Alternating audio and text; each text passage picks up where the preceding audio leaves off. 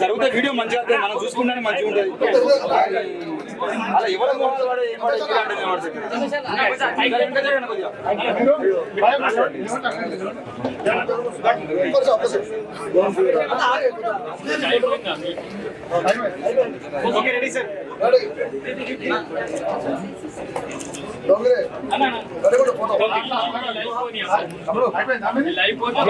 మొట్టమొదటి రోజు ఈరోజు ఎమ్మెల్సీగా అవకాశం నా పార్టీ పెద్దలందరూ కూడా కలిసి నాకు ఈ అవకాశం ఇచ్చిండ్రు. ఈ అవకాశం ఇవ్వడాన్ని నేను అదృష్టంగా లేకపోతే ఏదో గిఫ్ట్గా కాకుండా డెఫినెట్గా ఇది ఒక బాధ్యతగా నేను తీసుకుంటున్నా. చూడండి, ఇప్పుడు ఆడ ప్రమాణ స్వీకారం చేసిన ఇప్పుడు ఏదైతే పార్లమెంట్ పునర్విభజనకు సంబంధించిన అంశంలో ఇమీడియట్గా ఇక్కడికి వచ్చిన నేను నిరంతరం పదవి ఉన్నా లేకపోయినా ప్రజల్లో ఉండేటోన్నే. పదవి ఉన్నది కాబట్టి ప్రజల్లో ఉండడం మరింత ఎక్కువ ఉపయోగకరం. అధికార పార్టీలో ఉన్న నాయకునికి మరింత వెసులుబాటు, ప్రజా సమస్యల పరిష్కారానికి ఈజీ అవుతుంది, తర్వాత ప్రభుత్వంతో కోఆర్డినేషన్కి కూడా ఈజీ అవుతుంది. కాబట్టి ఈ సందర్భం ఒక మంచి సందర్భం. ఇది నా వల్ల ప్రజలకు మేలు జరుగుతుంది. అంటే ప్రజలంతా ఏందంటే నాకే అర్థం కాని స్థితికి వెళ్ళిపోయిన నాకు పదవి రాకపోతే ప్రజలు బాధపడే స్థితిని నేను గమనించిన. కాబట్టి ఇదేందో నాకు విచిత్రమైన పరిస్థితి వచ్చిందని నేను ఫీల్ అయినప్పుడు కూడా నాకు సరైన సమయంలో సరైన పదవిని నాకు పార్టీ ఇచ్చింది. ఈ పదవిని మళ్ళీ ప్రజల కోసం ఎట్లా ఉపయోగించాలనేది నా యొక్క ప్రధాన లక్ష్యంగా ఉంటుంది.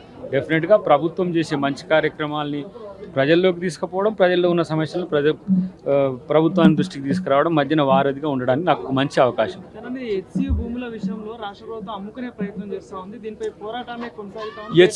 హెచ్సియు భూములు అని చెప్పేది ఎవరు చెప్తున్నారంటే మన బీఆర్ఎస్ బీజేపీ నాయకులు అంటున్నారు. కోర్టు చెప్పని హెచ్సియుకు మనం 400 ఎకరాల భూమి ఇచ్చినాము. ఈ 400 ఎకరాల భూమి కూడా విద్యార్థులకు ఏమని కోర్టు చెప్తే ఇద్దాం. ఎందుకంటే దాని కొరకు రాజశేఖర రెడ్డి గారు కొట్లాడినరు, రోషయ్య గారు కొట్లాడినరు, ఇప్పుడు బీజేపీలో ఉన్న కిరణ్ కుమార్ రెడ్డి గారు కొట్లాడినరు, మా ముఖ్యమంత్రి గారు కొట్లాడినరు. మధ్యన ముఖ్యమంత్రి ఎందుకు కొట్లాడలే, వేరే వాళ్ళకి ఇచ్చినని ఆయన అడగండి. ఎందుకు ఇచ్చినావు నువ్వు 23 ఎకరాలట హైరేజ్కి ఇచ్చినవట, ఎందుకు కాక అని అడగండి. ఎప్పుడన్నా ఫామ్ హౌస్ దొరకడు, లేకపోతే అలా కొడుకుని అడుగురి, అలా కొడుకుని అడిగితేనే చెప్తాడేమో. ఆయన ఒకటే జీవకారుణ్యం పర్యావరణ ప్రేమికుడు అయ్యిండు.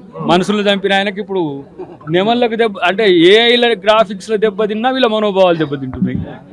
ఏది ఏఐలో వాళ్ళు చేసిన గ్రాఫిక్స్ రాజమౌళిలో భయపడుతున్నాడు, అమ్మో ఇంత మంచి గ్రాఫిక్స్ నేను ఎందుకు చేయలేదని. ఒక దగ్గరనే ఏనుగుల్ని, ఒక దగ్గరనే నెమళ్ళని, ఒక దగ్గరనే జింకల్ని పెట్టి భలే ఆట ఆడింది. కానీ ఇలా వాళ్ళ అయ్యా వాళ్ళ కొడుకు 4,23,000 ఎకరాల భూములు, ప్రజల భూములు ఇలా అప్పనంగా దిగమింగిండ్రు. కొన్నిటి పేరు మీద ఏం చేసిరో తెలుసు. అభయారణ్యాలను ముంచిండ్రు, అరణ్యాలను ముంచిండ్రు, ప్రజల్ని ముంచిండ్రు, ప్రజల్ని చంపిండ్రు. భూమి సేకరణ చేసినందుకు మరణసాగర్లో 2-3 చనిపోయింది. ఇప్పటికి కూడా కొంతమంది ఇక్కడనే గజ్వేల్ ఏరియాలో ఉన్నారు. వాళ్ళు 1000 ఏనుగులు తిన్న రాబందట, ఏదో నక్కేపు ఏడిచినట్టు గాలివాటం పోయిందట. ఇప్పుడు చెప్తా ఉన్నారు ఒక్క గాలివానకు పోయినట్టు. ఇప్పుడు ఈ డ్రామాలు ఎవరు చెప్పినా కూడా ఎవరు నమ్మరు. హెచ్సియు భూముల విషయంలో హైకోర్టు డైరెక్షన్స్ని బట్టే ప్రభుత్వం నిర్ణయం తీసుకుంటుంది. మా మీనాక్షమ్మ కూడా చాలా కేటగరికల్గా దాని మీద సర్వే చేస్తున్నది. ఏ అంశాలు ఎట్లా ఉన్నా కూడా విద్యార్థులకు సమాజానికి నష్టం జరగకుండా ఉంటుంది. కానీ ఆ బండి సంజయ్ని మాత్రం జర పరేషాన్ కాకండి. ఎందుకంటే మీనాక్షమ్మ వచ్చి సెక్రటరియట్లో ఎట్టుందంటే మరి నువ్వు రా, లేకపోతే మోడీతో నువ్వు కమిటీ వేపి. ఇప్పుడు మీరైనా కూడా ఇప్పుడు ఒక అంశం మీద రివ్యూ, మంత్రుల కమిటీ రివ్యూ అయితే మీరు పర్సన్గా జాయిన్ అయ్యే హక్కు ఉన్నది. ఇప్పుడు మనం మారుమూల పల్లె నుంచి వచ్చి కూడా ఒక అర్జీదారు వచ్చి కూడా సెక్రటరియట్కి వచ్చి అధికారులను కలిసే హక్కు ఉన్నది. అట్లనే ఏఐసిసి జనరల్ సెక్రటరీ ఇన్ఛార్జిగా మా పార్టీ మంత్రులను మేము కలవడం అనేది ఆయనకు పెద్ద అసలు దేశద్రోహం లెక్క కనబడుతున్నది. మీనాక్షి నటరాజన్ గురించి ఆయనకు తెలియదు. ఏంటి, ఆమె సామాజిక ఉద్యమకురాలు, పర్యావరణ ఉద్యమరాలు, తర్వాత మేధా పాట్కర్తో కలిసి ఎన్నో సామాజిక ఉద్యమాలు నిర్మించిన వ్యక్తి, గాంధేయవాది. రాజకీయాల్లో ఇలా కాంగ్రెస్ పార్టీని ఎంచుకొని ఈ స్థాయికి రావచ్చుండే కాదు.